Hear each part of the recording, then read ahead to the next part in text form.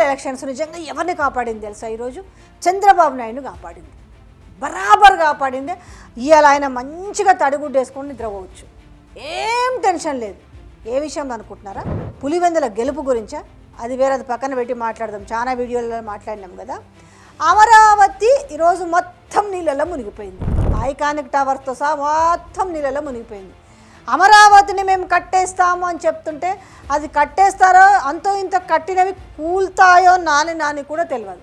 మంచి టైం కలిసి వచ్చింది ఈ వార్త చర్చలోకి రాకుండా. లేకపోతే అసలు మీడియా ఈ 2-3 రోజుల నుంచి మొత్తం తెరపైన ఏముండేది తెలుసా? అమరావతి ఉండేది.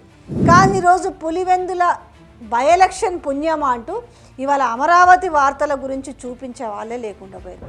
అమరావతి నీళ్ళల్లో మునిగిన వీడియోలు తెరపైకి వచ్చే పరిస్థితే కనపడతలేదు. ఎందుకంటే మొత్తం పులివెందుల చుట్టే తిరుగుతుంది, ఫోకస్ అంతా పులివెందుల చుట్టే ఉంది. కానీ నిజంగా అమరావతి ఉంటుందా? అమరావతి కడతారా?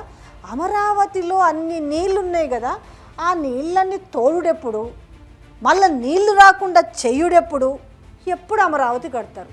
ఒకవైపు ఏమో చంద్రబాబు నాయుడు హ్యాండ్స్ ఆఫ్ అన్నట్టుగా కనపడుతుంది, ఎట్లా చేతులు ఎత్తేసిండేమో హ్యాండ్స్ ఆఫ్ అన్నట్టుగా ఉంది. ఎందుకంటే జగన్మోహన్ రెడ్డి బెదిరించిండంటే సింగపూర్ మంత్రుల్ని, అందుకనే వాళ్ళు అమరావతి కట్టనీకి వస్తలేరంట.